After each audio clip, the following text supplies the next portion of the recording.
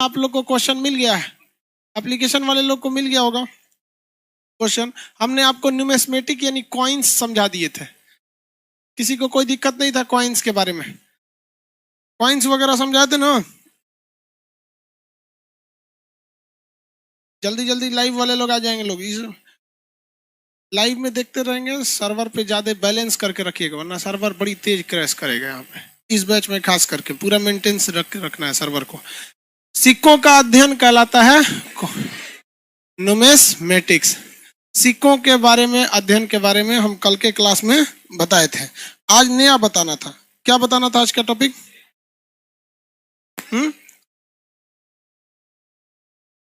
शिलालेख वगैरह। ठीक है, लाइव वाले आप लोग जितने एप्लीकेशन वाले बाबू इतना ज्यादा गुड मॉर्निंग मत किया कीजिए। अब तक आप लोग का 2000 से ज्यादा गुड मॉर्निंग आ चुका है, हम 2000 गुड मॉर्निंग करें?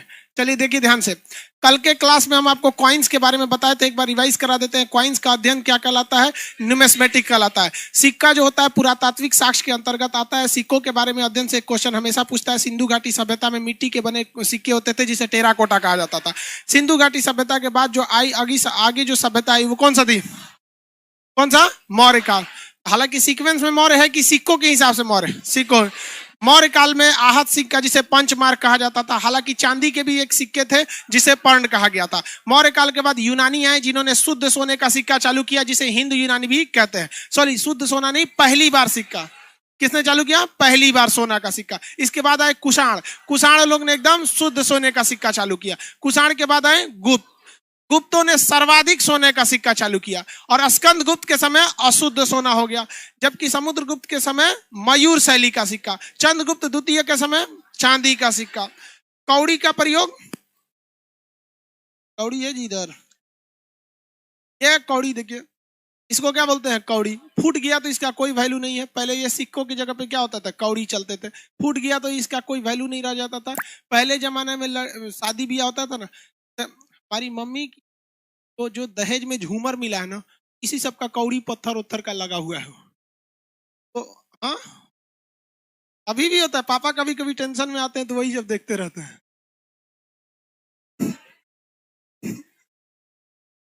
हमको लगता है वो अपने उस दौर को याद रख रहे होंगे कि इससे पहले की दुनिया कुछ और थी, इसके बाद की दुनिया कुछ और है।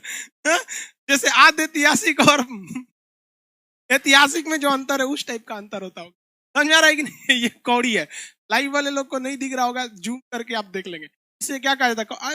अब तो डिजिटल इंडिया का जमाना आ गया। अगर कोई चीज नहीं दिखता है तो गूगला से पूछिए ना एक बार में, गूगला बता देता है। को यहाँ पे बताएंगे तो फोटो दिखा देगा। और मेरे को लड़की बोलती है अरे हम लोग क्या बताए यार, इतना खचरा है। गूगल पे कभी आंख बंद करके भरोसा नहीं करना चाहिए। पर आगे रहते हम लोग। इस बार तो अक्टूबर के महीने में हम राजस्थान गए थे, तो जयपुर से आ रहे थे, तो शाम 4 बजे निकले जयपुर से, तो बड़ा जल्दी 8 बज गया, पता ही नहीं चला। गूगल मैप खोले, दिल्ली का रास्ता, कहा कि इधर से जाइएगा ना, शॉर्टकट है, ये वाला लॉन्ग कट है। अरे बैल कहीं का, कम से कम ये बताओ ना कि जो शॉर्टकट बता रहे हो वो खतरों से खाली नहीं है। उसने शॉर्टकट बताया जो भैया, रात 11 बजे से लेके 3 बजे तक पूरे सड़क पे हमको कोई नहीं मिला। हम फुल तैयारी में थे, मोबाइल वोबाइल पैसा वैसा सब साइड में कि कोई आएगा भैया ले जाओ, यहाँ में छोड़ दे यार। ना पेट्रोल पंप मिल रहा था ना कुछ। उसके बीच में ना रास्ते में एक चमगादड़ आके शीशा से टकरा गया। हम कह तो भूत उत वाला सीन होता है। गूगल वगैरह हालांकि बहुत अच्छा चीज है, लेकिन कभी कभी क्या कर देता है? धोखा दे देता है। कभी अगर आपको कोई चीज ना दिखा हो तो आप गूगल पे उसको क्या कर सकते हैं? देख सकते हैं। चलिए, हम लोग क्वाइंस के बारे में तो पूरा कंप्लीट देख लिए। शीशे का सिक्का किसके समय में था? हाँ, सातवाहन समय में। लाइव वाले एप्लीकेशन वाले और लाइव वाले फटाफट बताएंगे कौन से शासक के समय चमड़े का सिक्का चालू है? हाँ, हुमायूं के समय चमड़े का सिक्का। चलिए, इसके बाद हुमायूं जब पढ़ाएंगे तो इसकी पूरी कहानी भी बताएंगे। ऐतिहासिक काल में जो हमें स्रोत मिले हैं पढ़ने के स्रोत, वो कौन कौन से थे भैया? पुरातत्व थे। हम लोग कौन सा काल पढ़ रहे हैं? हिस्टोरिक पीरियड, ऐतिहासिक काल। इसमें हमें जानकारी मिलने के 2 स्रोत, एक क्या थे? पुरातात्विक स्रोत, पुरातात्विक स्रोत। दूसरा विदेशी यात्री, और तीसरा साहित्य। तीसरा क्या था? साहित्य था। अब ये पुरातत्व में बेसिकली दो चीज आते थे, एक क्वाइन यानी सिक्का, एक दूसरा इडिक्ट। इडिक्ट यानी अभिलेख। क्या बना? अभिलेख। देखिए अब ये चीज आपको यहां समझ में नहीं आएगी, हालांकि जितने लोगों को पीडीएफ दिया गया है वो सारे लोगों को ये पूरी चीजें यहाँ लिख दी गई हैं, लेकिन यहाँ समझ में नहीं आएगा। जैसे हाथी गुफा अभिलेख, खारबेल पढ़ाएंगे तब समझ में आएगा, या फिर आपको जूनागढ़ अभिलेख पढ़ाएंगे, प्रयाग प्रशस्त्री अभिलेख हो गया, या फिर देवपारा अभिलेख हो गया, दिल्ली का मेहरौली अभिलेख हो गया। ये सारे अभिलेख अभी अगर आपको बता देना तो ये दिमाग से उतर जाएगा, क्योंकि ये अलग अलग राजाओं के समय बनाया गया था, अलग अलग टाइम पीरियड में बने थे, अलग अलग इसकी विशेषताएं हैं। तो बस आप इतना याद रखेंगे कि इडिक्ट होता क्या है।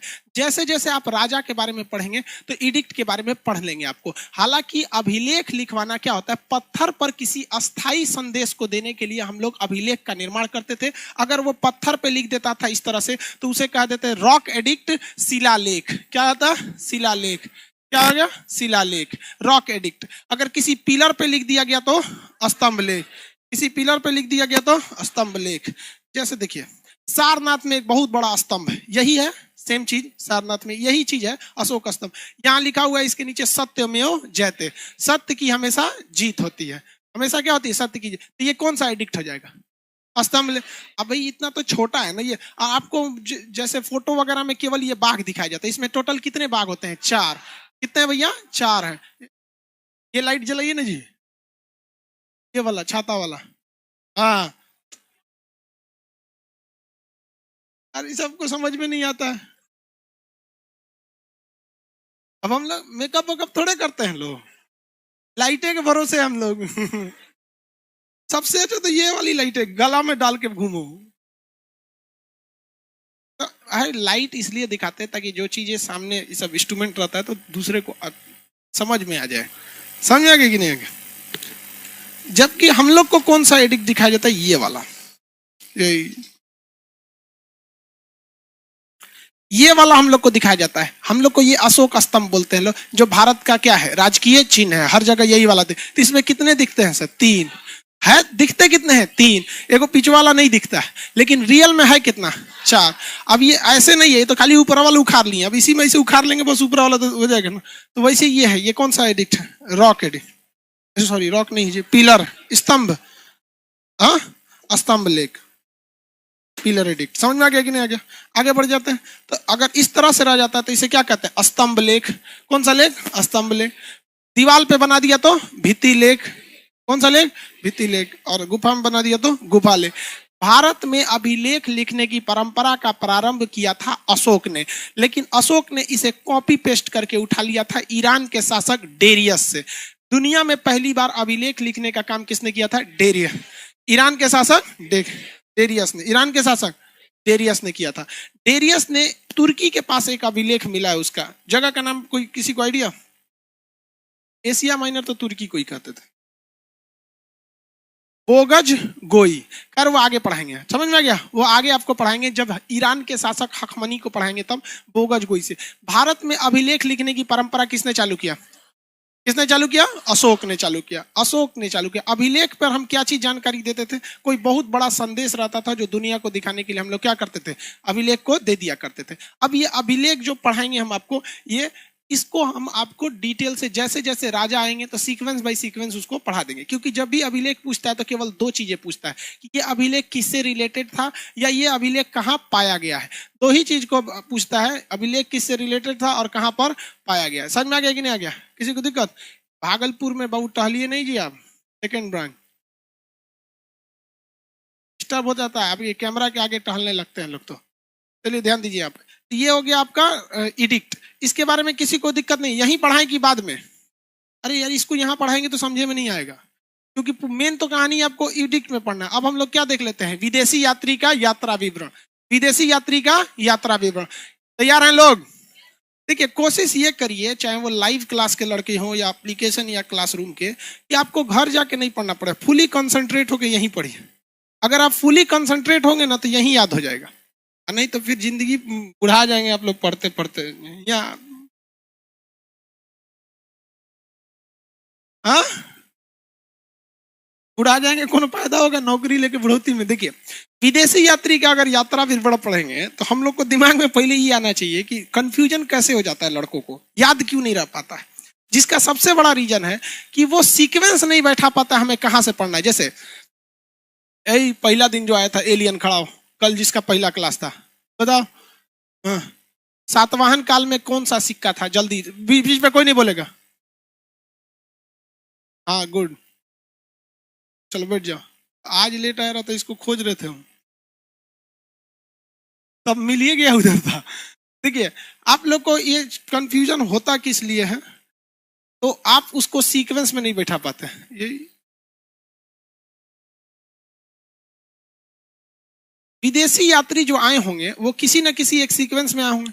अब आपसे पूछेगा प्लीनी ने क्या लिखा है, हेरोडोटस ने क्या लिखा है, या फिर आपका टालमी ने कौन सी पुस्तक लिखा है, मार्को पोलो की पुस्तक का नाम क्या है, या फिर आपका मेगास्थनीज का, फाहियान का। व्हाट्सएप कौन सी, व्हाट्सएप कौन सा सकता है? वैन सांग है वो। देखो एप्लीकेशन वाले लड़का, तू ये लोग ठीक है यार, यहाँ ऑफलाइन में बैठा है ना, वैन सांग को व्हाट्सएप कर रहा है। फाहियान के फेसबुक का दे, इत सिंह के इंस्टाग्राम, तीन को तो ही है सब। एगो फाहियान हो, इसी टेलीग्राम कौन होगा? टालमी को टेलीग्राम। देखिए ये वाला जो एरिया चाइना का है, ठीक है, तो हमको वहां से मतलब नहीं। हम लोग स्टार्ट करते हैं पहले विदेशी यात्री के विवरण में, वैसे लोग जो इंटरनेशनली फेमस है। तो पहले एक बार देख लेंगे जो इंटरनेशनल लेवल पर फेमस है, फिर एक बार देखेंगे जो इस साइड से आए थे, फिर एक बार ये देख लेंगे जो चाइना से आए थे, फिर एक बार देख लेंगे जो मुस्लिम विदेशी आए थे, क्योंकि एक वक्त था जब भारत में 1200 के बाद मुस्लिम शासकों का बहुत बड़ा बोलबाला था। तो इस सीक्वेंस में टोटल कितना सीक्वेंस रखना है? 4। एक पूरा इंटरनेशनली फेमस, ठीक है, तो पहला एक जो इंटरनेशनल फेमस है उसको निकाल देते हैं हम लोग। भैया हिस्ट्री के बाबूजी कौन थे? हेरोडोटस ने क्या लिख दिया? हिस्टोरिका। क्या लिखा? हिस्टोरिका। अब प्लिनी ने लिख दिया नेचुरल हिस्टोरिका। प्लिनी ने नेचुरल हिस्टोरिका। प्लिनी ने क्या लिखा है? Natural Historica. प्लिनी ने नेचुरल हिस्टोरी। इन दोनों में भारत के बारे में थोड़ा बड़ा वर्णन है, बहुत ज्यादा वर्णन नहीं है। लेकिन इसके बाद आए थे एक बहुत भारत के बारे में पहली बार व्यवस्थित ढंग से एक किताब थी जिसमें लिखा गया, जिसका नाम था Periplus of the Erythraean Sea. Periplus of the Erythraean Sea. कौन बोका लिखा, इस पे राइटर का नाम नहीं लिखा। आप कुछ भी बता सकते हैं, अज्ञात व्यक्ति ने इसे लिखकर चला गया है। अब आप राइटर का नाम कुछ लिख दीजिए, बोका, गधा, कुछ, उसने राइटर का नाम नहीं लिखा है। समझ में आ गया कि नहीं आ गया? हम लोग उस समय नहीं थे जो हम लोगों ने वो किताब लिखे लो। तो अभी के वक्त में किसी किताब पे देखिएगा ऊपर राइटर का नाम लिखा रहता है। इवन दुनिया के किसी भी किताब के ऊपर उसके राइटर का नाम लिखा रहता है। और उस राइटर का जो जबकि लेकिन पेरिप्लस ऑफ द एरिथ्रियन सी एक ऐसी किताब है जो पूरे वर्ल्ड लेवल में फेमस है, लेकिन ससुरा पे नाम ही नहीं लिखा है, वहां पे नाम नहीं लिखा है। समझ में आ गया कि नहीं आ गया? तो 3 किताब समझ में आ गया। पहला आप बताइए तो हेरोडोटस की कौन सी किताब है? हेरोडोटस की किताब। एप्लीकेशन वाले से जुड़ा, तू लोग बोलता नहीं है कमेंट ना, ऐसा सिस्टम रहता ना, बटन दबाते भड़क जाता मोबाइल का हाथवा में, तो रहता है सब। हेरोडोटस की किताब हिस्टोरिका, प्लिनी की नेचुरल हिस्टोरिका, प्लिनी की अज्ञात व्यक्ति की Periplus of the Erythraean C. Periplus of the Erythraean C. Periplus of the Erythraean C. Periplus of the Erythraean. अब आया वो टालमी। क्या था? टालमी। महाबोका था टालमी। ये कहा ना, पृथ्वी नहीं घूमती है, सूर्य चक्कर लगाता है। लोग इसको बहुत बड़ा विद्वान मान गए लोग। समझ में आ गया कि नहीं आ गया? तो देखिए एक चीज, देखिए इतिहास ये सिखाती है कि अगर कोई चीज आप पहले कर देते हैं ना तो बड़ा जल्दी आप मतलब फेमस हो जाते हैं। अब सिंपली देखिए 2010 में जो एसएससी का जो कट ऑफ जाता था, क्या 2021 में उतना जाएगा? नहीं जाएगा। इसलिए जितना जल्दी हो सके रिजल्ट लेके भागिए। हर साल कट ऑफ 5 से 7% भाग जाता है। तो आप ये सोचते हैं कि अगले साल पढ़ेंगे ना, भैया अगले साल पढ़ेंगे तो अगले साल फिर फेल हो जाएंगे। रीजन क्या है? आप सोच रहे हैं कि इस बार 110 में नहीं हुआ, अगली बार क्या करेंगे, लाएंगे तो अगली बार कट ऑफ 120 हो जाए। आप अगर मेहनत कर रहे हैं ना तो इधर क्वेश्चन सेटर भी मेहनत कर रहा है। तो टालमिया जो था ना, बोका था, वो बोलता है कि पृथ्वी नहीं घूमती है, सूरज घूमता है। क्या घूमता है? सूरज। और उसने किताबों लिख दिया इसके बारे में, ज्योग्राफी का। क्या नाम लगा? ज्योग्राफी का। ज्योग्राफी का। उसके बाद आया था कोपरनिकस, आके झूठ बोल रहा है टालमिया, तो टाही है, झूठ बोल रहा है, ये नहीं घूमता है सूरज, सूरज नहीं घूमता है, कौन घूमती है? पृथ्वी। उसके बाद है केपलर, समझ में गया? केपलर और कोपरनिकस दोनों अलग हैं, कुछ लोग कहते हैं एक के नाम है उसका, ऐसा नहीं है वहां। तो 4 राइटर के नाम याद रहेंगे आपको। हेरोडोटस की किताब, प्लिनी की नेचुरल हिस्टोरिका, प्लिनी की नेचुरल हिस्टोरिका। उसके बाद अज्ञात व्यक्ति का पेरिप्लस ऑफ द एरिथियन से, टालमिया का ज्योग्राफी का, टालमिया का ज्योग्राफी का, टालमिया का अब यूरोप से 2 को देख लेते हैं। एगो इटली से गया था, यूरोप से हेनसांग आया था, एगो इटली से गया था मार्को पोलो, चीन की यात्रा पे निकला था। इटली का कौन था? Marco Polo. इटली का मार्को पोलो कहाँ की यात्रा किया? चीन। उसने किसका वर्णन किया? चीन। अब आप कहेंगे तो फिर भारत के बारे में कैसे बताया? तो क्या था? लोगों का भारत से व्यापार था, भारत के बारे में तो पता चला ना, डायरेक्टली नहीं पता चला, इनडायरेक्टली पता चला। मार्को पोलो से एक क्वेश्चन पूछता था कहाँ का? तो इटली का था। हाँ, कहाँ का था? इटली। सोनिया गांधी वहीं की थी, राहुल गांधी का ननिहाल, इटली वगैरह, ये इटली का था मार्को पोलो। आगे बढ़ जाए। अब यही यूरोप के पास एक जगह था यूनान, वहां यूनान का एक था जिसका नाम था मेगास्थनीज। क्या नाम था? मेगास्थनीज जो था ना, वो एक योद्धा के साथ आया था जिसका नाम था सेलुकस। क्या नाम था? Seleucus Nicator. वो बिहार के एक शासक जिसका नाम था चंद्रगुप्त मौर्य, उसको मारने आया था, पहुंच के उन्हें मार दिया इनको, उनकी बेटियों से ब्याह कर लिया। समझ आ गया कि नहीं? तो वही राजा जो था ना, मेगास्थनीज को छोड़ के गया, कहा कि देखियो हमारी बेटिया के कहीं थूर थार तो नहीं रहा है यहाँ पर। तो मेगास्थनीज कहाँ आया था? इंडिया में। तो मेगास्थनीज इंडिया में, इंडिया के बारे में सबसे बेहतरीन ढंग से भारत का प्रशासन की अगर किसी विदेशी ने चर्चा किया है तो मेगास्थनीज ने किया है। उसकी किताब का नाम है इंडिका। किताब का नाम क्या है? इंडिका। सबसे सुव्यवस्थित ढंग से भारत की चर्चा इंडिका में, किसमें? इंडिका में किया गया। मार्को पोलो ने किसकी रचना किया? चीन की यात्रा, जर्नी टू द चीन की यात्रा। याद रहेगा सीक्वेंस में, सबसे पहले 4 ठो फेमस याद रख लेना है, उसके बाद 2 ठो यूरोप वालन को देख लेना है। अब हम लोग चाइना से आए थे, सब कौन कौन सा? ह्वेनसांग, फाहियान, इत्सिंग, ये 3 ठो याद रखना है ज्यादातर चाइना से। उसके बाद से मुस्लिमों को याद रखना है, अल बरूनी, अल मसूदी, अब्दुल रज्जाक, इब्न बतूता। याद हो गया, खत्म। लेकिन अगर इसको घोर के पढ़िएगा ना, घोर के पढ़ेंगे नहीं याद होगा, अगर खिचड़ी बना के पढ़ लेंगे तो याद नहीं हो जाएगा। तो सीक्वेंस में याद रखना है। चलिए अब हम लोग किस पे चलते हैं? चाइना वाले पे। किधर चलते हैं? चाइना वाले पे चलते हैं। चाइना से 3 गो याद रखेंगे। कौन कितना याद रखेंगे? 3 गो। एक तो था आपका फाहियान। क्या नाम था? फाहियान। क्या नाम था? फाहियान। किताब लिखा फोक्यूकी। क्या नाम रखा? फोक्यूकी। किताब का नाम फोक्यूकी।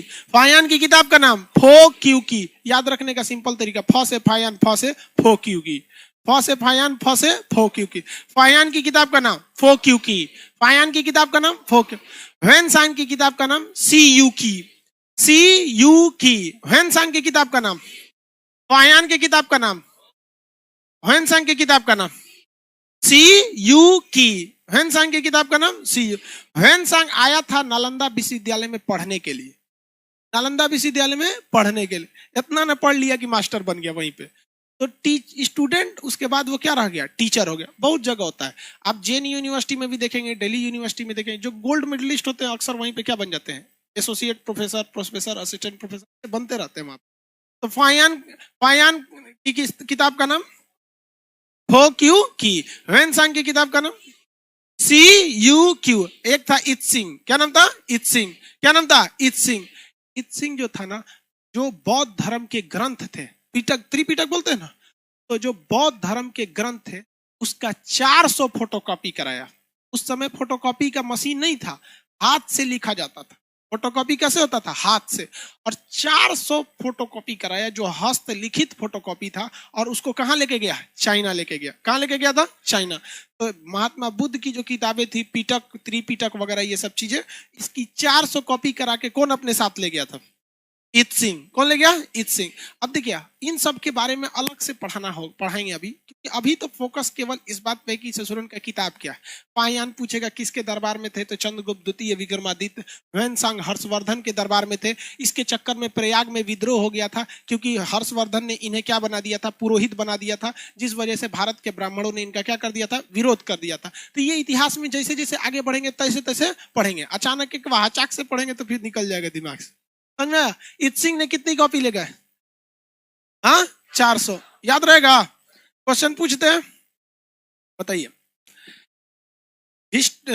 हेरोडोटस की किताब, हाँ, हेरोडोटस की हिस्टोरी का, नेचुरल हिस्टोरी का, नेचुरल हिस्टोरी का प्लिनी, नेचुरल हिस्टोरी का प्लिनी की अज्ञात व्यक्ति की रचना,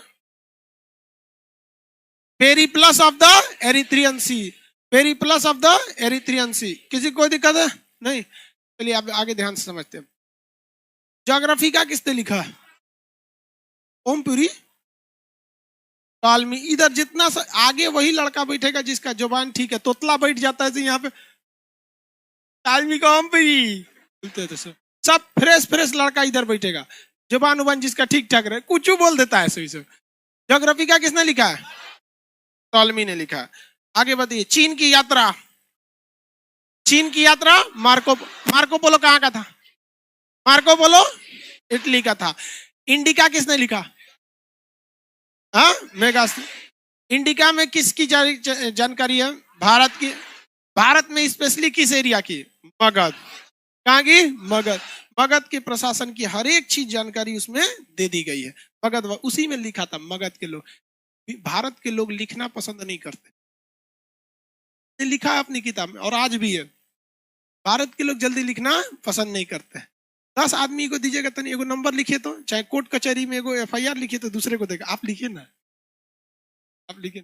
बैंक में चल जाना, भर दीजिए ना तनी हमरा। हालांकि बैंक वाले बड़ी, ये सब बैंक होते ना, central bank, state bank, value नहीं देता है सब ग्राहक लोग। इधर बड़का बड़का जो बैंक है, हम लोग का बैंक हम साइन करके दे देते हैं, ठीक है सर हम बाकी अपना कर लेंगे। इधर तो SBI वगैरह में तो वैल्यू नहीं देता है, लगता है कि मतलब ये बड़ी। खैर क्या कीजिए, उन लोग के ऊपर वर्कलोड भी बहुत ज्यादा होता है, छात्रवृत्ति वाला तो आधा उसी में घुस जाता है स्टूडेंट्स। चलिए, तो उसने बताया था कि हम लोग को लिखने में इंटरेस्ट नहीं है। क्या गलत लिखा है अपनी किताब में? आज भी लोगों को लिखने में इंटरेस्ट नहीं है। और हद तो तब हो जाती है भाई, जब जैसे हम लोग भी जैसे क्लास, मान के चले आप भी आगे जाके PhD वगैरह कीजिएगा ना, तो आपको भी कुछ टास्क दिए जाएंगे इसके लिए कि लड़कों की मेंटेलिटी समझ। लोग ने, हम फ्रेंड सर्किल थे, उन लोग का अपना PhD का कोर्स था, एक रिपोर्ट तैयार हो रही थी। पता ये चला कि BA के एग्जाम में और MA के एग्जाम में 30% ऐसे लड़के थे जिन्हें क्वेश्चन आ रहा था, हल्का फुल्का नॉलेज था, और वो उस जितना उन्होंने लिखा उससे एक पेज और वो लिख सकते थे, लेकिन लोग उब के छोड़ देते हैं, इतने छोड़ दिया। आप लोग के साथ ऐसा हुआ है कि नहीं? हाँ। ये रिपोर्ट तैयार हो रही है, तो ये दिखाता है भारत के लोगों की मेंटेलिटी। सोचा लिखने नहीं चाहता है वहां, सोचो यार एग्जाम में बैठा, आज नहीं लिखेगा तो कब लिखेगा रे बंगलोर, वो में उब के छोड़ देता है। समझ में कि नहीं? और लड़की सबका तो खैर थोड़ा नंबर आ जाता है, क्योंकि इनकी राइटिंग वीटिंग ठीक रहती है। आई लड़का सब सोचेगा तो लिखबो नहीं करेगा, सब पे घोंच पात के चल आता है। हमारी तो खुद की राइटिंग चौपट है। आगे बताएंगे। जब ह्वेनसांग की रचना का नाम क्या? CU की। ह्वेनसांग की रचना का नाम? फायान की रचना का नाम? फायान की रचना का नाम? वह कौन सा ऐसा विदेशी यात्री था जो भारत में स्टूडेंट बन के आया था, टीचर बन गया? ह्वेनसांग। इसे यात्रियों का राजकुमार कहा जाता है। ह्वेनसांग को क्या कहा जाता है? यात्रियों का राजकुमार। नीति का पंडित कहा जाता है। नीति का पंडित, बहुत मतलब सभ्य व्यक्ति था ये। अब थोड़ा सा एंट्री करते हैं हम लोग मुस्लिम वालों के पर। किसके बाद? मुस्लिम। अल बरूनी। किसके बाद? अल बरूनी। अल बरूनी, अल मसूदी, अब्दुल रज्जाक और इब्न बतूता। अल बरूनी, अल बरूनी, अल मसूदी। अभी बहुत सारे हैं सब, ऐसा नहीं है कि यही लोग हैं। अब्दुल रज्जाक, उसका इब्न बतूता, इब्न बतूता, कोई गाना भी है एक तो इब्न बतूता। आजकल तो गाना का कोई मतलब ही नहीं बनता है, सोचा कुछ गा दो। देखो का पैजामा हवा में उड़ गया था तो गा रहा था उड़ता पैजामा काला, अरे सोच रहा तू ना, ओके ओके क्लिप लगा के रख। जगह पजामा उड़ गया तो गाना गा रहा है, अरे सोचा तू ना, हद है यहाँ। और उसको बहुत सुनता है सब। चलिए देखिए ध्यान से, अल बरूनी की किताब का नाम था किताबुल हिंद। हाँ, किताबुल हिंद, अल बरूनी की किताब का नाम किताबुल हिंद। और अल मसूदी ने भारतीय मानसून के बारे में जानकारी दी। अल मसूदी ने किसके बारे में जानकारी दिया? भारतीय मानसून के बारे में जानकारी दिया था। अल मसूदी ने भारतीय मानसून के बारे में। तो देखिए याद कैसे, मसूदी में म लगा है ना, अल बरूनी में म कहीं आया है, तो म जिसमें आएगा वही ना म से मानसून बताएगा, वरना ये दोनों चाचा भतीजा लगता है सब। वैसे भी ना मुस्लिम लोग का नाम बड़ी उटपटांग रहता है, मिलेंगे तो बड़ी मध्यकाल में जब आएंगे ना तो एक से एक उटपटांग नाम मिलते हैं सब। हमारा नाम क्या करेगा तुम जान, मेरा नाम जालिम खान। चलो ध्यान से देखो। अब्दुल रजा, यार तो हम लोग को अपने नाम से ज्यादा ये कोशिश करना चाहिए कि हमारे देश का नाम कैसे हो। यार कौन पूछता है आने वाले 20 साल 30 साल बाद कि कोई खान सर थे। हम यही चाहते हैं ना कि हमारा नाम रहे ना रहे, हमारे भारत माँ का नाम रहना चाहिए पूरी दुनिया में। इसलिए कभी भी हमको अपना व्यक्तिगत से कोई मतलब ही नहीं रहा। वरना लोग देखते होंगे ना कि कोई बहुत ज्यादा फेमस हो जाता है तो हमारा नाम ये था, हमारा घर ये है, हमारे पिताजी है, कोई मतलब नहीं रहता हमारा घर कहाँ है। कोई भारत माँ के हम एक संतान हैं। मेरी यही इच्छा है कि हमारा नाम रहे ना रहे, लोग हमें पूछे ना पूछे, हमारे भारत माँ का तिरंगा विश्व में सबसे ऊंचा रहना चाहिए बस। पता नहीं क्यों लोग हमारा नाम पूछते, क्या करोगे यार नाम जान। हाँ, कोई नाम मत याद रखिए लोग। चलिए, हमारी पहचान आप लोग हैं, समझ में आया ना? बहुत आप लोग की कामयाबी हो जाएगी, यही हमारा नाम है। और नहीं तो इसे जालिम खान याद। यार हमारा नाम में बड़ी कंफ्यूजन है, हमको आधे लोग अमित सिंह कह के बुलाते हैं, अब दोनों में से आधा वो बुलाते हैं आधा खान सर बुलाते हैं। चलिए यहाँ देखिए ध्यान से, अब्दुल रज्जाक जो था ना, इसने फारस का रहने वाला था। अब्दुल रज्जाक कहाँ का था? फारस के।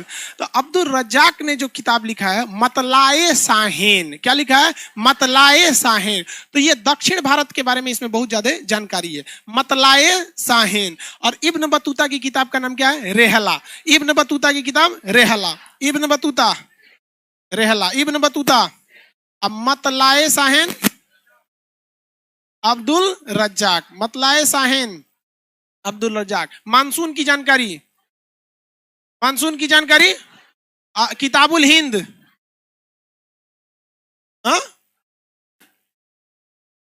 बुके हिंद लिख दिए हो यार, किताबुल हिंद के बात है। किताबुल हिंद अल बरूनी, मतलाए साहेन, मतलाए साहेन, मतलाए साहेन अब्दुल रज्जाक, मतलाए साहेन।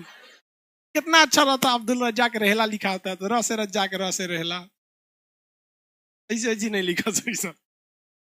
रज्जाक ने क्या लिखा? मतलाए साहेन। अब्दुल रज्जाक ने मतलाए साहेन। Ibn Battuta, Ibn Battuta Periplus of the Erythraean Sea, अज्ञात व्यक्ति ने लिखा है। मेगास्थनीज की रचना हो क्यू की, फायान हो क्यू सी क्यू की। त्रिपिटक की 400 किताबों को लेके गया। हाँ, इत सिंह। चीन की यात्रा, चीन की यात्रा, चीन की यात्रा। प्लिनी ने क्या लिखा है? नेचुरल हिस्ट्री का। हेरोडोटस ने क्या लिखा? हाँ, हिस्टोरी का। हेरोडोटस ने, कोई दिक्कत नहीं, किताब याद हो गया। आप देखिए मटेरियल में जिस हिसाब से दिया है, क्या वो सीक्वेंस नहीं है जो या आप याद किए वो सीक्वेंस? हाँ, दोनों सीक्वेंस दे दिए। आप पढ़ते हैं जिस डिजाइन से, उस डिजाइन से मटेरियल में लिखा हुआ है, और पढ़ना चाहिए जिस डिजाइन से, वो हम पढ़ा दिए आपको। समझिएगा, हर टाइप के लोग रहते हैं, सबका साथ सब। लड़की सबको समझ में आ रहा है? कोई दिक्कत नहीं है? चलिए, लड़की सबको कभी दिक्कत, बहुत बहुत पढ़ने में तेज होती। चलिए आगे बताएंगे आप लोग। कॉइन वगैरह कंप्लीट हो गया।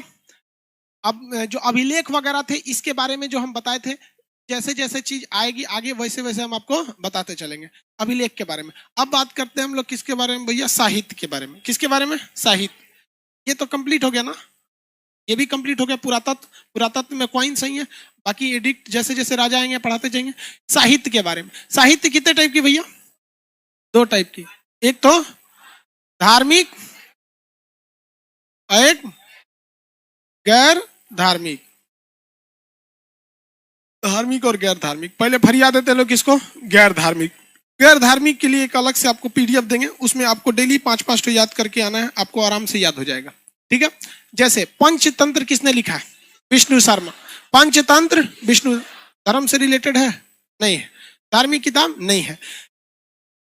चाणक्य की पुस्तक अर्थशास्त्र, अर्थशास्त्र, क्या वो धार्मिक किताब है? कोई धार्मिक किताब नहीं है। अभिज्ञान शाकुंतलम, कालिदास। अभिज्ञान शाकुंतलम, कालिदास। अभिज्ञान नाम का लड़का, शकुंतला नाम की लड़की, दोनों के बारे में कहानी है उसमें, कैसे कैसे इन सब की केमिस्ट्री आगे जाके फिजिक्स बन गई। समझ आएगी कि नहीं आ गया? तो अभिज्ञान शाकुंतलम वो सब किस में है? गैर धार्मिक। अभिज्ञान शाकुंतलम, मालविका अग्निमित्र, ये कालिदास। कालिदास ने बहुत सारी किताबें लिखी हैं। तो ये किताबों से आपको एक क्वेश्चन हमेशा आते हैं, इसकी एक पीडीएफ देंगे आपको, डेली 5-5 याद करेंगे, आराम से 1 हफ्ते में याद हो जाएगा, काम खत्म, ज्यादा दिक्कत भी नहीं आएगा, 1 के दिन में ये नहीं हटेगा। समझ में आ गया? इसमें सबसे फेमस कौन सा है? अर्थशास्त्र। अर्थशास्त्र की रचना चाणक्य ने किया। किसने किया? चाणक्य, जिन्हें कौटिल्य या विष्णुगुप्त भी कहा जाता था। कौटिल्य विष्णुगुप्त कहा जाता था। कौटिल्य भी क्या कहे? विष्णुगुप्त। इसमें क्या लिखा गया है कि कैसे कैसे एक राजा के अंदर षड्यंत्र होना चाहिए। मतलब जो अर्थशास्त्र है ना, ये इकोनॉमिक्स की किताब नहीं है, बल्कि ये किसकी किताब है? पॉलिटी की किताब है, राजनीति की किताब है। क्वेश्चन क्या आएगा? भारत की पहली राजनीतिक से किताब कौन सी थी? पहली राजनीति से संबंधित पुस्तक मनुस्मृति थी। कौन सी थी? मनुस्मृति। राजनीति से संबंधित पहली पुस्तक मनुस्मृति थी। अर्थशास्त्र बहुत बाद में आए थे, यहाँ पर मनुस्मृति थी, वो सब बताएंगे आपको। वो राजनीति से रिलेटेड स्पष्ट रूप से थी। वो क्वेश्चन पूछता है, तो इसके बारे में किसी को कोई दिक्कत नहीं है, इसमें कोई कंसेप्ट नहीं है, कोई बहुत ज्यादा नहीं है। किसी किसी किताब में कुछ खास चीज है तो उसको बारे में बताते चलेंगे, इसके बारे में दे देंगे। अब हम आते हैं आपको धार्मिक किताबों के बारे में। किसके बारे में? धार्मिक। तो ये बवाल का जड़ है धार्मिक चीज। हालांकि पहले जगह पे ये सब बहुत ज्यादा 2 ही मेन धर्म थे। एक कौन सा था भैया? ब्राह्मण धर्म, और एक गैर ब्राह्मण। तो एक काम करते हैं, गैर ब्राह्मण न लिखने से अच्छा यहाँ सीधे लिख देते हैं जैन, और क्या लिख देते हैं? बौद्ध। जैन और बौद्ध। बौद्ध ठीक लिखा है जी? अब लड़का समझ जाएगा अपने से। हम लोग जब मैट्रिक में पढ़ते थे ना, कोई मात्रा समझ में नहीं आता तो उसको ऐसा बिगाड़ देते थे लोग। सही या गलत समझे में नहीं आता था। चलिए, जैन धर्म। जैन धर्म यहाँ नहीं पढ़ रहे, जैन धर्म से रिलेटेड किताब पढ़ रहे हैं। तो इसमें 12 अंग, 12 उपांग, इसमें कल्प सूत्र, भगवती सूत्र, आचारांग सूत्र, ये सब की चर्चा किसमें है? जैन धर्म में। जैन धर्म की पुस्तक जो थी प्राकृत भाषा में थी, जो लोगों को जल्दी समझ में नहीं आती थी, इसलिए जैन धर्म का विकास बहुत कम हुआ। जैन धर्म का विकास बहुत कम हुआ। भाषा बहुत ज्यादा मायने रखती है। भाषा अगर दिक्कत हो जाएगा तो आप भाषा अगर उटपटांग रहेगी ना तो आप जल्दी समझ नहीं पाएंगे। समझ में आया कि नहीं गया? अब देखिए यूट्यूब पे हमारे को लोग सबसे ज्यादा कहते हैं भाषा आपका अजीब है। अरे भैया अजीब है कौन चीज? हम सीबीएसई वाला की तरह थोड़े बोलेंगे। लोग कहते हैं, देखो कल कहाँ से फोन किया था? एक तो सऊदी अरब से। अरे उसका कह रहा था कि पहले तो इंग्लिश बोल रहा था, उसको इंग्लिश बोलने नहीं आ रहा था। हमको पता ही नहीं पहले यार रहने वाले कहाँ के हैं, तो इंडिया के। हमको इंडिया वाला बोलिए ना। अब सऊदी अरब बुला रहा है हमको, नहीं जाने आए। अब पाकिस्तान वाले इमरान खान का एक वीडियो बना दिए थे ना। अब सोच रहा, हाँ आंटी जी अब बताओ यार, हम मेकअप खराब करते हैं? हाँ बहुत बढ़िया कर देते हैं कि नहीं? हम ये है कि शादी ब्याह के बाद पत्नी को मेकअप पे खर्चा नहीं आएगा, हम ही पोत पात देंगे, ले आए। अब सोचा वो पाकिस्तान वाला भड़क गया है सब, हमरा उसे धमकी दे रहा है सब, वहां पे धमकी दे रहा है सब। हम उसको कहेंगे बबुआ तू नहीं समझता है हम लोग के बारे में, तू ये बात जानता है, ये बात तुमको धमकी देना सही, लेकिन हम लोग भैया बिहारी हैं लोग।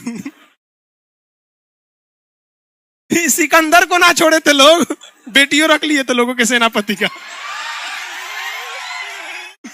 उसका सेनापति ना ना, अरे ओकरे सेनापति था सेलुकस निकेटर।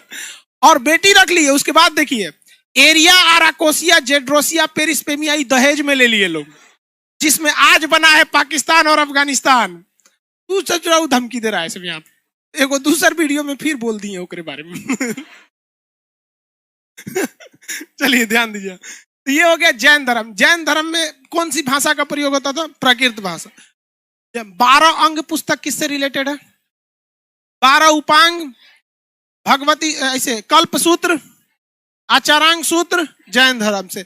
ये जितने सूत्र हैं वो सब किससे? सूत्र जिसमें आएगा वो किसमें चले जाते हैं? जैन धर्म। कल्प सूत्र जैन धर्म। अब यहां एक चीज याद रखिएगा, अगर कहेगा पुराण, कौन सा पुराण, तो वो हिंदू धर्म से संबंधित। कुरान मुसलमान से, कुरान कहेगा तो मुस्लिम।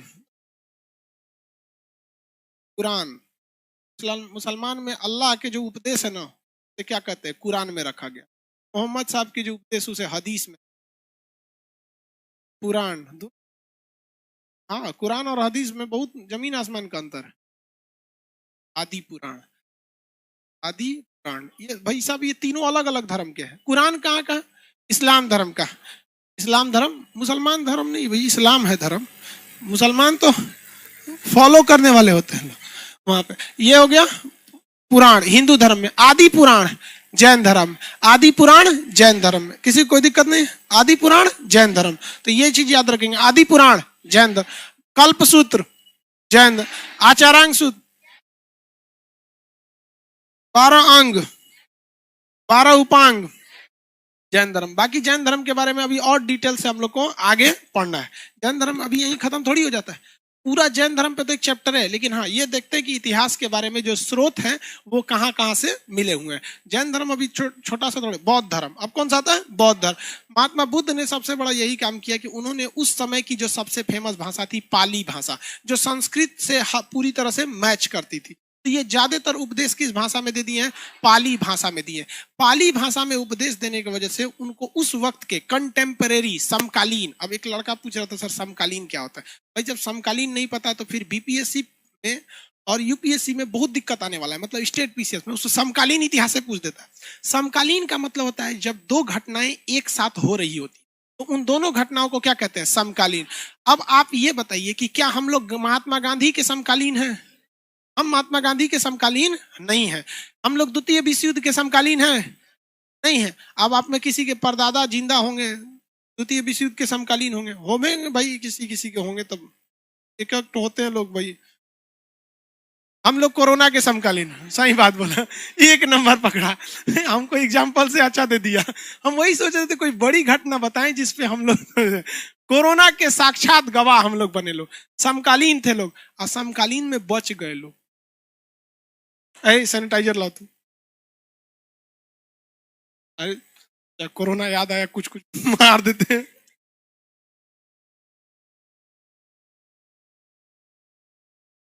अरे इधर गेट पे मार देते हैं। हालांकि हम लोग किसके समकालीन है भैया? कोरोना के समकालीन है।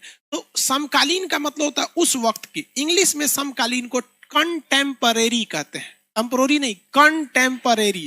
कंटेम्परेरी का मतलब होता है उस समय का समकालीन। तो समकालीन जो उस वक्त की भाषा थी महात्मा बुद्ध के वक्त की, वो कौन सी भाषा थी? पाली। और आज भले अलग है कि पाली भाषा जल्दी किसी को समझ में नहीं आती है। महात्मा बुद्ध ने किस में उपदेश दिया था? पाली भाषा में। इनका सबसे ज्यादा उपदेश किस में था भैया? पाली भाषा में। काफी बेहतरीन उपदेश दिए इनको। सबसे अच्छा महात्मा बुद्ध का ये लगता था, बहुत शांत रहते थे, उतावला नहीं थे, बहुत बहुत शांत रहते थे। बहुत। हम अपने घर में जब ये शांत रहे, इनको महात्मा बुद्ध बहुत बेहतरीन लगते हैं। इनका बड़ा सा एक ठो सोचते हैं मूर्ति बनाए, खूब बढ़िया। कहाँ जल रहा है जी? बंद कर दीजिए उसको। कहाँ पे शॉर्ट कर रहा है? देखो जी, नहीं नहीं नहीं, अंदर में कहीं जल रहा है। जल्दी बंद करो वरना पूरा क्लास में थर्माकोल अगवे नहीं बुझेगा। अरे फायर वाला निकाल के रखो तो नीचे से रेडी है कि नहीं? फायर वाला तुरंत दिख रहा है ना? बाहर से आ रहा होगा धुआं।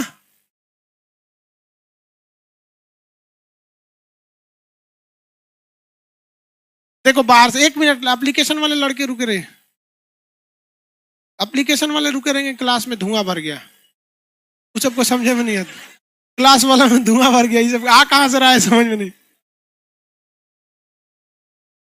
एप्लीकेशन में एक आदमी कह रहे हैं विकास जी कि सर पाली भाषा किसे कहते हैं? पाली भाषा होती है बुद्धम शरणम गच्छामि, संघम शरणम गच्छामि, धम्मम शरणम गच्छामि, एज ए संस्कृत की तरह, संस्कृत भाषा एकदम उसी की तरह। तो बौद्ध धर्म में ध्यान से देखेंगे, बौद्ध धर्म में सबसे फेमस 3 ठो किताब है। एक किताब का नाम है सुत्त पिटक, एक का नाम है विनय पिटक, एक का नाम है अभिधम्म पिटक। तो सुत्त पिटक, विनय पिटक, अभिधम्म पिटक, कितने पिटक? कितने पिटक? 3। सुत्त पिटक, विनय पिटक, अभिधम्म पिटक, सुत्त पिटक, विनय पिटक, अभिधम्म पिटक, टोटल कितने पिटक? 3 पिटक। कौन कौन सा? सुत्त पिटक, विनय पिटक, अभिधम्म पिटक, अभिधम्म पिटक, अभिधम्म पिटक। इन तीनों को मिला देंगे तो कितनी किताबें हो जाएंगी? 3। इसे कहते हैं त्रिपिटक। क्या कहेंगे? त्रिपिटक। क्या कहेंगे भैया? त्रिपिटक। क्या कहेंगे? त्रिपिटक कहेंगे। तो त्रिपिटक, ये 3 किताबों को मिला के बन जाता है त्रिपिटक। अब त्रिपिटक में जो सबसे बड़ा और सबसे महत्वपूर्ण है वो है सुत्त पिटक। क्या है? सुत्त पिटक। सबसे महत्वपूर्ण कौन सा है? सुत्त पिटक। सुत्त पिटक को बौद्ध धर्म का इंसाइक्लोपीडिया कहते हैं। इंसाइक्लोपीडिया एक ऐसी किताब होती है जिसमें हर चीज की जानकारी रहती है। हर चीज की क्या रहती है? जानकारी। तो इंसाइक्लोपीडिया होती है। इंसाइक्लोपीडिया सीबीएसई वाला पढ़ता है, बहुत मोटा किताब होती है इंसाइक्लोपीडिया में। तो इंसाइक्लोपीडिया, बौद्ध धर्म का इंसाइक्लोपीडिया किसे कहते हैं? सुत्त पिटक को। बौद्ध धर्म का इंसाइक्लोपीडिया सुत्त पिटक में। अब बौद्ध धर्म में कैसे कैसे प्रवेश करना है इसकी चर्चा किसमें है? विनय पिटक में। याद कैसे रखेंगे? देखिए, स से सुत्त पिटक, विनय पिटक। देखिए, विनय का मतलब क्या होता है? विनती करना। तो कहीं पे भी प्रवेश करते हैं तो कैसे करते हैं? विनती करते हुए प्रवेश करते हैं। विनती करते हैं ना प्रवेश करते हैं। तो विनय पिटक में किस चीज की चर्चा है? प्रवेश की। बौद्ध धर्म में प्रवेश की चर्चा विनय पिटक। बौद्ध धर्म में प्रवेश की चर्चा विनय पिटक। बौद्ध धर्म में प्रवेश की चर्चा विनय पिटक। और महात्मा बुद्ध के जो विचार थे, महात्मा बुद्ध के जो दर्शन शास्त्र थे, दर्शन, उसकी किसमें चर्चा है? अभिधम्म पिटक में।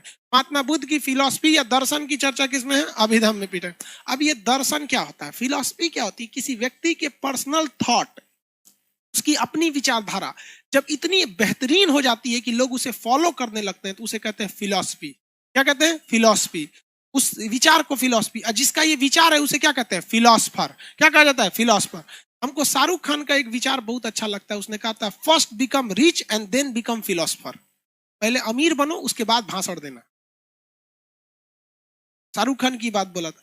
मतलब उसके कहने का ये नहीं था कि गरीब से उसने उसकी मतलब समझिए, पहले मेहनत कीजिए। अमीर बनने का मतलब होता है सक्सेस होइए। भाई सक्सेस रहेंगे, ठीक ठाक रहेंगे, ऑटोमेटिक प्रॉस्पेरिटी आपके पास रहेगी। तो पहले पढ़ाई लिखाई कीजिए, एक जगह अस्थिर हो जाइए, जॉब वगैरह ले लीजिए, आप अपनी लाइफ को सेटल कर लीजिए। तो हर बात को खुल के थोड़े बोलेगा भाई, लेकिन वो बात क्या बोला था? पहले क्या बोली? First become rich and then become philosopher. यहाँ तो जो अपना ग्रुप डी का एग्जाम नहीं निकला, दूसरे को नसीहत दे दो, बीपीएससी बहुत टफ है। आप में से आधे लड़कों को पीसीएस और आईएएस के एग्जाम में वो लड़के नसीहत देते हैं जो खुद के एग्जाम में फेल होके बैठे। क्या बताते हो? डूबी हुई कश्ती से तुम लोग भी किनारा पूछते हो। क्या बताएगी वो किनारा? से कभी नहीं कर। ये लोग होपलेस कर देते हैं। ये लोग आपको क्या कर देते हैं? होपलेस कर देते हैं। हम आपको बताते हैं ना, मेरे क्लास में ऐसे ऐसे लड़कों का पीसीएस में एग्जाम हुआ है और ऐसी लड़कियों का पीसीएस में एग्जाम हुआ है जिनको मिठाई खिलाते वक्त हमको कंफ्यूजन में हो रहा था कि सोच रहे इसका कैसी हो गया रे लेकिन खिला देते हैं। हाँ भाई आज चलो चलो वो मतलब सोचिए यहाँ पे वो लोग क्या करते हैं, वो कितना पढ़ना है ये मायने ही नहीं रखता है। मायने ये रखना है कि पढ़ना क्या है, ये मायने रखता है। और यहाँ पटना में, दिल्ली मुखर्जी नगर में, यहाँ पे रगड़ रहा है, रगड़ तो रहा है। अब भाई रेगिस्तान में आप 20 फीट खोल दिए या 40 फीट नल खोदिए, पानी नहीं निकलने वाला है। निकलेगा? नहीं निकलेगा। जगह देखिए ना कहाँ क्या मायने रखता है, उस हिसाब से वर्क करना चाहिए। तो देखिए यहाँ पे त्रिपिटक समझ में आ गया, तीनों पिटक। फिलॉसफी समझ में आ गया। विचारधारा क्या होती है? विचारधारा अपनी फिलॉसफी, अपनी विचारधारा होती है यहाँ पर। अब हर इंसान के व्यक्ति में क्या होता है? अपनी अपनी अलग अलग क्या होती है? विचारधारा होती है। अब जैसे हमारी अपनी विचारधारा है, ये मेरी अपनी पर्सनल फिलॉसफी है कि इंसान उसी पर गुस्सा करता है जब इंसान को ये पर्सनली फील हो जाए कि आगे वाला मेरा कुछ नहीं बिगाड़ सकता, तो ही उस पर गुस्सा करता है। जब माँ बाप बूढ़े हो जाते हैं ना तो बच्चा को लग जाता है कि अब कौन जी को ली है, झाड़ दे गए निकल यहां से, उल्टा सीधा बोल जाता है। ये मेरी पर्सनल विचारधारा है कि लोगों को गुस्सा केवल औकात देख के लगती है। आप इसको देखिएगा, अगर आपको कोई अगर कोई बेचारा आदमी है, एक आपका अगर रूम में बैठे हैं, इसमें कोई बेंच में घसकने के लिए बोल दिया, अभी लड़ाई झगड़ा कर देंगे लोग, कर देंगे। लेकिन अगर वही बलशाली आ गया तो पटना का गैंगस्टर गुंडा टाइप का, लात मार के उठा देगा, चल जाएंगे, हाँ बैठिए ना भैया बैठिए बैठिए यहाँ पे। तो हमको गुस्सा, जब किसी व्यक्ति को हम देखते हैं कि ये गुस्सा कर रहा है ना, तो उसके नैतिकता पे शक होने लगता है कि इस व्यक्ति को पूर्णतः अभाव हो गया है कि हम जिसे डांट रहे हैं इसकी कोई औकात नहीं है मेरे सामने। भाई देखिए, हर इंसान किसी ना किसी के नीचे है। जैसे अब हम बहुत से लोग हैं जिनको हम डांट सकते हैं, वो कुछ नहीं कर पाएंगे। अब बहुत से लोग हमारे ऊपर है जो हमारा कूच के चल जाएंगे, हम कुछ नहीं कर पाएंगे। तो बेहतरीन ये है कि हम भी जिए और दूसरे को भी जीने दें ना। किसी को मतलब कोई बहुत नीचे भी है तो उसको मत करिए, क्योंकि उसके साथ भगवान है। तो जो डांट रहे हैं ना वो भगवान देख रहा है, तो तोरे हमहू बनाए हैं, ओकरो हम ही बनाए हैं, तो बहुत उड़ रहा है। स्टेबलाइजर हमारे पास है, वोल्टेज बढ़ाते हैं ना तो घटाइयो देते हैं। इसलिए कभी भी किसी गरीब को नहीं सताना चाहिए। यहाँ पे मजदूर का पसीना सूखने से पहले उसकी मजदूरी दीजिए, अगर आप सफल होना चाहते हैं तो। सफलता के लिए कोई जरूरी नहीं कि आप बहुत ज्यादा पढ़े लिखे होने चाहिए, बहुत नैतिकता भी बहुत ज्यादा जरूरी होती है, क्योंकि भगवान कहीं ना कहीं इस दुनिया में है। इस बात को हम कंफर्म मानते हैं, क्योंकि इसका आभास हमको अपने बीएससी फर्स्ट ईयर के एग्जाम में हुआ था। क्योंकि बीएससी फर्स्ट ईयर के एग्जाम में हम फिजिक्स का पेपर के दिन सोए रह गए थे, आज पता चला वो पेपर वह कैंसिल हो गया।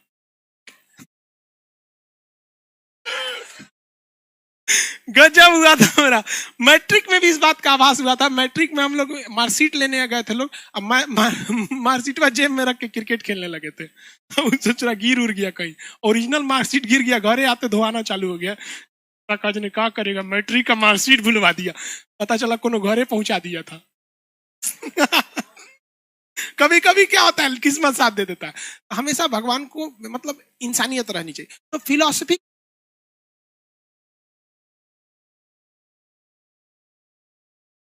क्या होती है, मतलब अपनी विचारधारा जिसे आप बहुत बेहतरीन ढंग से समाज को देखे हैं, ये चीज। अब जैसे फिलॉसफी, जैसे महिला से अभी बोल देंगे तो महिला गुस्सी आ जाएगी। महिलाओं को अगर गुस्सा आ जाएगा ना तो उनको उनके मेमोरी पुराना डिलीट हो जाता है। अरे यार, हमको एक बात समझ, हमारे पड़ोस में एक हस्बैंड वाइफ झगड़ा किए सब, और उनकी उम्र 40-42 थी, 3-4 बच्चे थे।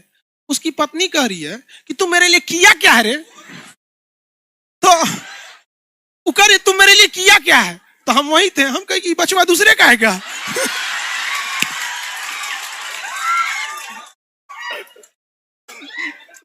अब ससुरा अजय वाले यार 20 साल के शादी में पूछती है कि किया क्यों जी रहे तुम सबसे, खाना पीना कौन सी। तो महिला सबको जब गुस्सा आएगा ना तो उसका फर्स्ट डायलॉग तुम क्या किया है, भाग तुम यहाँ पे। तो ये विचारधारा होती है, खुशी आ जाती है सब महिला से। हम गलत बोल रहे हैं, आप बताओ ये बात बोलना चाहिए, तू किया काम चाहिए। अभी वो जब जब हमको देखती है तो भाग जाती है। हम तो खोजते हैं कि इस टाइप का भाषणबाजी हमारा पत्नी दे, फिर हम ओकरा जवाब देंगे। चलो आगे देखते हैं, आगे समझ आए। ये त्रिपिटक समझ में आ गया। बौद्ध धर्म का इंसाइक्लोपीडिया, सूत पिटक, बौद्ध धर्म का इंसाइक्लोपीडिया। बौद्ध धर्म में प्रवेश की चर्चा, महात्मा बुद्ध की विचारधाराएं। विचारधारा जब आगे बहुत अच्छी होने लगती है तो क्या करते हैं, हाँ मतलब उसे फिलॉसफी के नाम से जाना जाता है। बौद्ध धर्म की 3 और भी किताबें हैं। एक किताब का नाम है जातक, एक किताब का नाम है आपका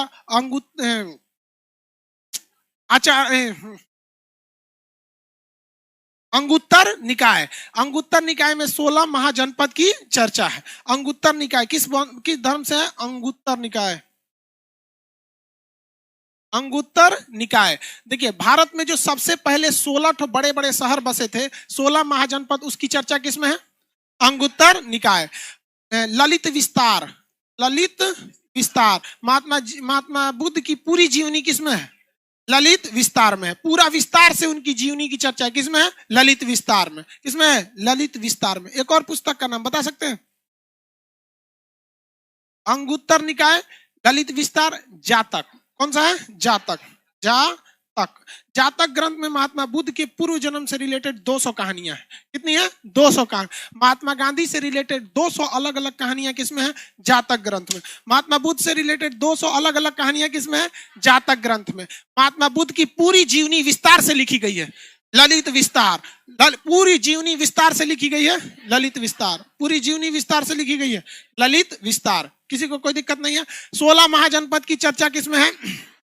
16 महाजनपद की चर्चा अंगुत्तर निकाय। बौद्ध धर्म का त्रिपिटक में कितनी पुस्तक है? 3। बौद्ध धर्म का इंसाइक्लोपीडिया। बौद्ध धर्म में प्रवेश की चर्चा विनय पिटक। बौद्ध धर्म महात्मा बुद्ध की विचारधारा है। अंगुत्तर निकाय में किसकी चर्चा? 16 महाजन। महात्मा बुद्ध की पूरी जीवनी, महात्मा बुद्ध से रिलेटेड 200 कहानियां। अल बरूनी की किताब किताबुल हिंद। अल मसूदी की में मानसून की चर्चा है। रेहला किसकी पुस्तक है? Ibn Battuta. मतलाए साहिन किसकी पुस्तक है? अब्दुल रज्जाक। अब्दुल रज्जाक। मार्को पोलो कहां के रहने वाले थे? मार्को पोलो ने किस देश की यात्रा किया? चाइना की यात्रा किया। कहां की? चाइना के। मेगास्थनीज की पुस्तक इंडिका में किस महाजनपद की चर्चा है? मगध महाजनपद। किसकी? मगध महाजनपद के। हेरोडोटस ने कौन सी किताब लिखा? प्लिनी ने कौन सी किताब? नेचुरल हिस्टोरिका। Natural history. Periplus of the Erythraean Sea अज्ञात व्यक्ति ने किया था। ज्योग्राफी का पुस्तक किसने लिखा? टॉलमी ने लिखा। ज्योग्राफी का पुस्तक टॉलमी ने लिखा। किसी को कोई दिक्कत नहीं? यहाँ पर आगे बढ़ जाए तो पुस्तक वगैरह सब समझ में आ गया। जो गैर ब्राह्मण धर्म समझ में आ गया। बताइए तो 12 अंग तथा उपांग किस धर्म से संबंधित? हाँ, आगम पुस्तक जैन धर्म से ही है। आगम भी किसका है? जैन धर्म। भगवती सूत्र, कल्प सूत्र, पुराण कमेऊ की मानता, कुरान, कुरान, पुराण, आदि पुराण, आदि पुराण याद रहेगा। अब देखिए जैन धर्म तो हमने आपको पढ़ा ही नहीं, बौद्ध धर्म पढ़ा ही नहीं। इसके में जो फेमस किताबें हैं उसको बता दिए। अब हम भी इसमें धर्म तो पढ़ाएंगे नहीं, धर्म की मेन किताबें हैं उसके बारे में बता देंगे। किसी को कोई दिक्कत नहीं है? यहाँ तक में घर पे जाके रिवाइज कर लेते हैं, याद यही हो जाता है कि नहीं?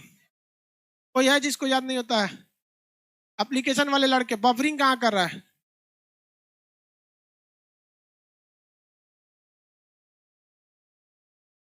कर है सर, आपकी हिम्मत को हम सलाम करते हैं जो पाकिस्तान को खुलेआम बोल रहे हैं।